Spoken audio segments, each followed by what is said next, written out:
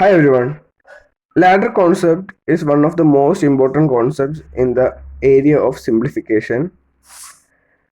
More questions asked in the area of simplification were related to the ladder concept, and people find it more difficult to answer these kind of questions. So we can learn how can we easily answer the questions related to this concept. So we can move on to a question. 1 plus 1 by 1 plus 1 by 1 plus 1 by 1 plus 2 by 3. So we can move on to the answer. We want here the last digit would be 2 by 3.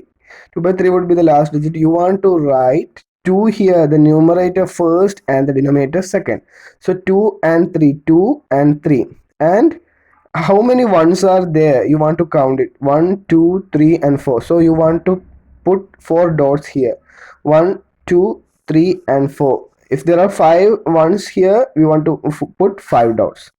So what you want to do is to add these numbers. 2 plus 3 would be 5, and then add the adjacent numbers till the dot ends.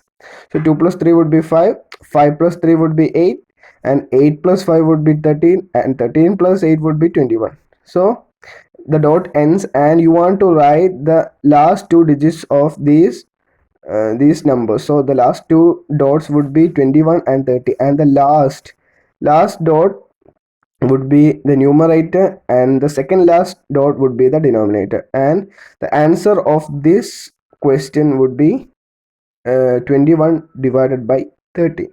We can move on to another question. X is equal to 1 plus 1 by 1 plus 1 by 1 plus 4 by 5. So the last fraction would be 4 and 5. So we want to write numerator first and denominator second, 4 and 5. So adding these numbers, 4 plus 5 would be 9. Then 5 plus 9 would be 14, and 14 plus 9 would be 23. So the last digit would be the numerator and the second last digit would be the denominator. So 23 by 14 would be the answer. We can move on to another type of question. So 1 plus 1 by 2 plus 1 by and 3 plus 1 by 4. Here the in these places there are different numbers. It's not one.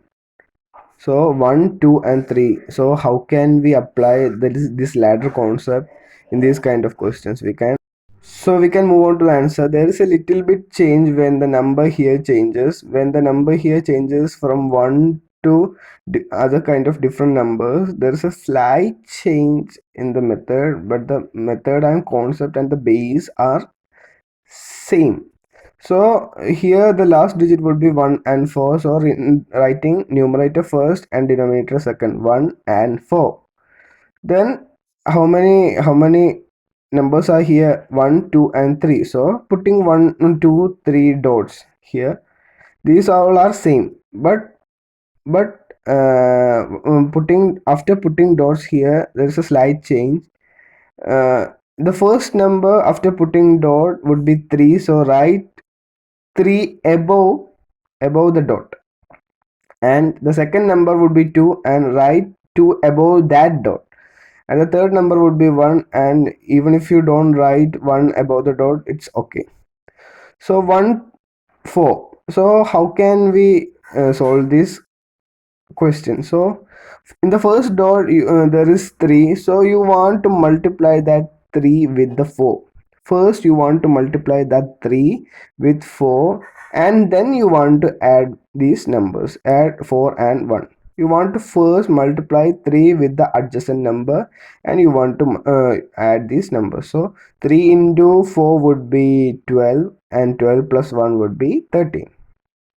So it would follow in the next step. 2 is in the place of the second dot, so you want to multiply 2 with the 13. You get 13 after this kind of process, and you want to multiply 2 with 13, and you want to add with the adjacent number. So 2 into 13 would be 26, and 26 plus 4 would be 30. So at the last, even if it is 1, there's no relevance for it. you can easily multiply this number. So otherwise I would just say 1 into 30 would be 30, and 30 plus 13 would be 43. So the answer would be 43 divided by 30. There is an exercise question for you all. 1 plus 1 by 2 plus 1 by 3 plus 1 by 5. So you want to solve this question based on the concept that I have discussed in the previous question. So if you like this video, please share it.